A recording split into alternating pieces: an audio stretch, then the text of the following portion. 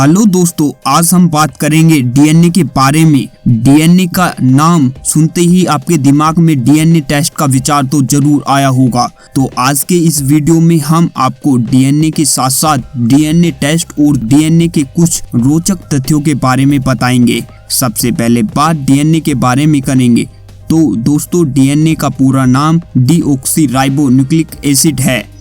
DNA सभी prokaryotic cell, eukaryotic cell और कुछ वायरस में पाया जाता है। डीएनए एक घुमावदार सीढ़ी जैसे दिखने वाला अणु है जिसमें अद्वितीय आकार मिलता है जिसे डबल हेलिक्स कहा जाता है। डीएनए का डबल हेलिक्स मॉडल वाटसन और क्रिक ने सन 1991 में दिया था, जिसके लिए इन्हें 1962 में नोबेल प्राइज भी दिया गया था। जबकि डीएनए की खोज कई साल पहले सन 1869 में जॉन फ्रेडरिक ने की थी। इसे न्यूक्लियन नाम दिया गया। इसके बाद 1881 में अल्बर्ट कोसेल ने न्यूक्लियन को न्यूक्लिक एसिड की तरह पाया तो इसका नाम डीऑक्सीराइबोन्यूक्लिक एसिड रख दिया गया, जो पॉलीन्यूक्लियोटाइड की दो श्रृंखलाओं का बना होता है। पॉलीन्यूक्लियोटाइड श्रृंखलाएं न्यूक्लियोटाइड इकाइयों से मिलकर बनी होती है। प्रत्येक न्यूक्लियोटाइड की 3 उप इकाइयां होती हैं। नंबर 1 पेंटोज शर्करा, नंबर 2 नाइट्रोजन क्षार, नंबर 3 फॉस्फेट समूह। जीवों में मुख्यतः 3 प्रकार के डीएनए पाए जाते हैं। Number 1 A DNA, number 2 B DNA, number 3 Z DNA. DNA का मुख्य कार्य सभी आनुवंशिक क्रियाओं को संचालित करना और सभी प्रोटीन संश्लेषण को नियंत्रित करना है। दोस्तों, अब डीएनए के बारे में कुछ रोचक तथ्य के बारे में जानकारी करते हैं। नंबर 1 डीएनए किसी भी जीवित कोशिका में पाया जाने वाला गुणसूत्र है जो उस जीव की संरचना और उसके गुण को परिभाषित करता है। नंबर 2 केवल 1 ग्राम डीएनए 700 टेराबाइट तक की जानकारी स्टोर कर सकता है। नंबर 3 सूरज से आने वाली अल्ट्रावायलेट किरणें हमारे डीएनए को नष्ट कर सकती है, जिससे म्यूटेशन हो जाता है और ये कैंसर का एक बड़ा कारण भी बन सकता है। नंबर 4 अगर एक व्यक्ति के डीएनए को एक के बाद एक जोड़ते जाएं तो इससे इतनी दूरी कवर हो जाएगी जितना 600 बार धरती से सूरज पर आने जाने में लगने वाला समय और दूरी। नंबर 5 अगर आप हर दिन 8 घंटे और 1 मिनट में 60 शब्द लिखते हैं तो आपको मनुष्य के डीएनए क्रम को लिखने में 50 साल तक लग जाएंगे। नंबर 8 हमारी कोशिका जैसे एग और स्पर्म में हमारे कुल डीएनए का आधा डीएनए होता है।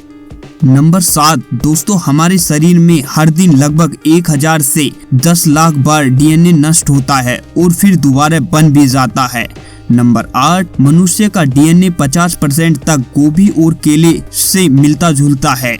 नंबर 9 दोस्तों हमारे शरीर की कोशिका में आरएनए भी होता है जो डीएनए के आदेश पर प्रोटीन बनाता है। नंबर 10 सभी मनुष्य के डीएनए में 99.9% समानता होती है। नंबर 11 हमारे डीएनए चिंपैंजी से 98% तक मिलता जुलता है। नंबर 12 डीएनए हर कोशिका में होता है। ये कोशिका के अंदर 0.09 माइक्रोमीटर की जगह घेरता है, मगर इसे फैलाया जाए तो यह 1.8 मीटर लंबा होता है। नंबर 13 हैरानी की बात तो ये है कि बस 1 चम्मच डीएनए में दुनिया की सभी प्रजातियों की जानकारी रखी जा सकती है।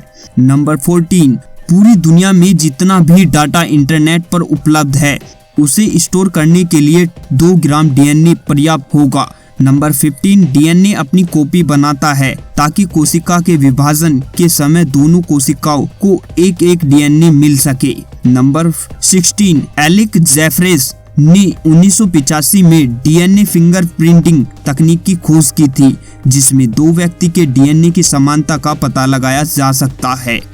दोस्तों अब बात करते हैं डीएनए टेस्ट की। तो डीएनए टेस्ट का नाम आते ही दिमाग में 2 बातें तो घूमने लगती ही हैं। एक तो अपराधी को डीएनए टेस्ट से कैसे पकड़ा जाता है, दूसरा कि 2 व्यक्ति के आपसी संबंधों का पता कैसे चलता है। डीएनए असल में जीवों की असली जन्म कुंडली होती है।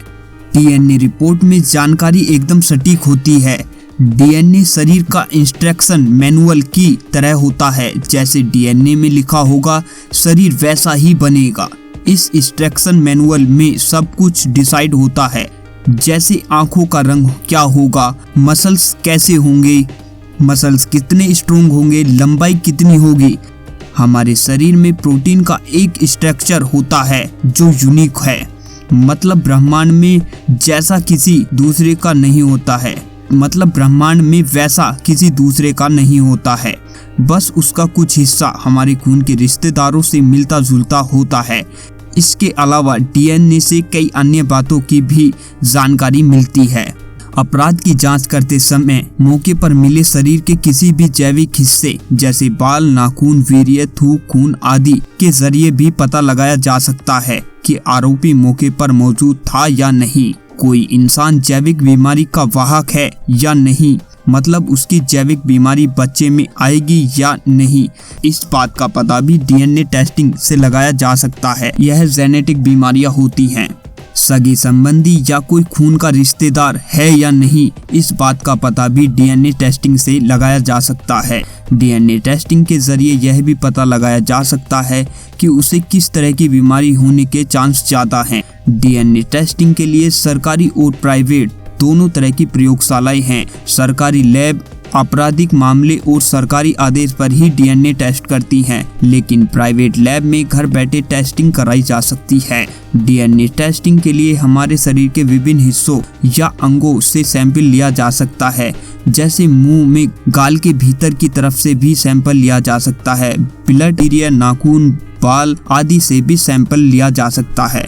तो दोस्तों, आज की वीडियो में हमने डीएनए टेस्टिंग व डीएनए करा है अथवा। तो दोस्तों, अगर आपको यह वीडियो अच्छी लगी हो तो आप हमारे YouTube चैनल को लाइक, सब्सक्राइब और शेयर भी कर सकते हैं। धन्यवाद।